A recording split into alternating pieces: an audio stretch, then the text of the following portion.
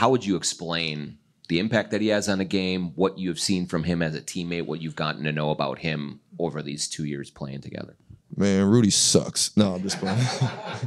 Man, he's so off. I know. I don't care. That's not how I feel about him at all. He's helped us tremendously. It's always impressive to me when guys can get better in year 11, year 12. Like, he had such a great season. It's just a testament to the work he puts in, and his care factor is so high. You know, he was big time for our team all year, off the court as well. He was hosting them team dinners like last year when we got here, and no one would go with him. But this year you got guys, showing up with him, and I got to, become closer with him off the court this year. Such a great friend to have. Our relationship is super strong. I love being out there on the court with him. He's a guy you can trust. He shows up and works every day. You can always catch Rudy in the weight room. He's a really good player. I don't listen to that outside noise about people I know personally. Like, if I'm around you every day and I respect how you carry yourself as a man and as a father, as a player, then, I rock with you. I rock with Rudy 100%. Looking back, maybe we kind of hit a wall. It just felt like we didn't have the same juice that we had in the Denver and Phoenix series. And sometimes you don't even realize it. But, like, my dad brought it up to me this morning. Like, it looks like you guys just hit a wall. And, you try to stay away from that. You try to think, I got energy, I'm ready to go. But we just didn't have that same pop on both sides of the ball as a unit too. In the Dallas series, as we did in Denver, as we did all season, and as we did in Phoenix. So yeah, tough. Kyle, how do you reflect on your individual year? Shitty. I wasn't happy with the way I played this year. I think the key to having, a good season is, having that time in the off season to put the work in. And, unfortunately, the injury in Game 4 I had last year just didn't allow me to do so. And that carried over to me not playing well individually. I just didn't have that body of summer work behind me like I did in the past year. I was able to work out, after we lost to Golden State when I was in Memphis. I was able to work out that whole summer and work on my shot, work on my handle, work on my game. And it showed.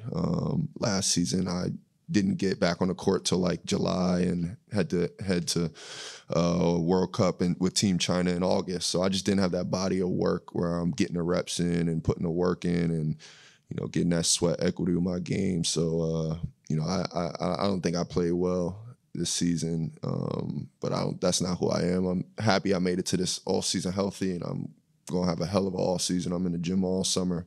I'm going to get back to the player I know I am. Yeah, I got a lot thrown at me, like playing the 3 too. That was a little, that kind of threw me off too, because it was an adjustment. But I think I got better with that as the season went on.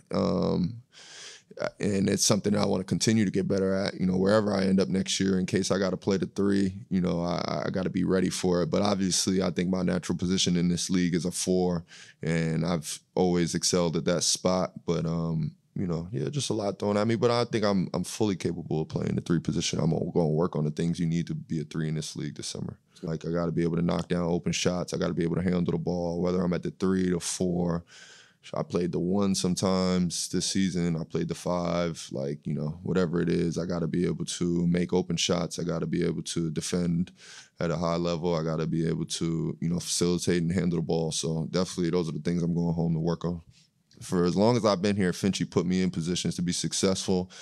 He's trusted me with decision-making, trusted me to play my game, allowed me to have the ball in my hands. That meant a lot to me because I came across a lot of coaches who haven't let me do that. And, it kind of gets weird at that point. But Finchie and Tim have given me the utmost confidence and put me in, the most position to succeed my 2 years here. So I'm very thankful for those guys.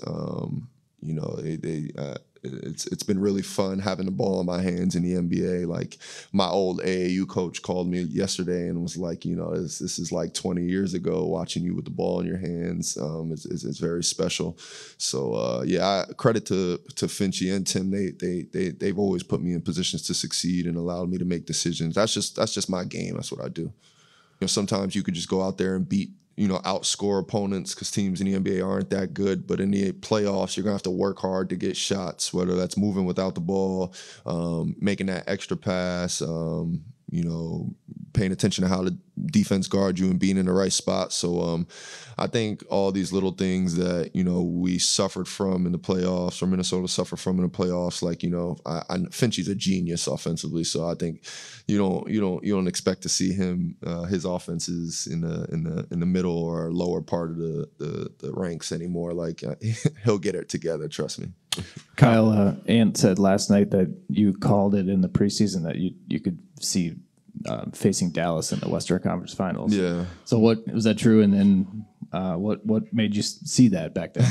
I don't want to have a Bron moment like where I predicted it, but I know they would get far. I know when you have two closers in the NBA like Kyrie Irving and Luka Doncic, you're gonna go really far if those guys are healthy. I didn't see a team beating even them as a 5th seed. I'm like they're gonna meet us in the Western Conference Finals for sure, because you got guys that can make tough shots at the end of the game. You got a good chance of winning games, and that series explains it all. This series explains it. Like I think we were up. We had a lead under 5 minutes to go in the first 3 games, and they were able to close it out because they have really good shot makers. So I just knew the makeup of their team, and then when they made the moves they made at the All-Star break, it's like, okay, this team's for real now. Like they're ready to go. So Jason Kidd's obviously a very smart basketball mind. Like he knows what it takes to win a championship as a coach and a player. So I knew they would go far.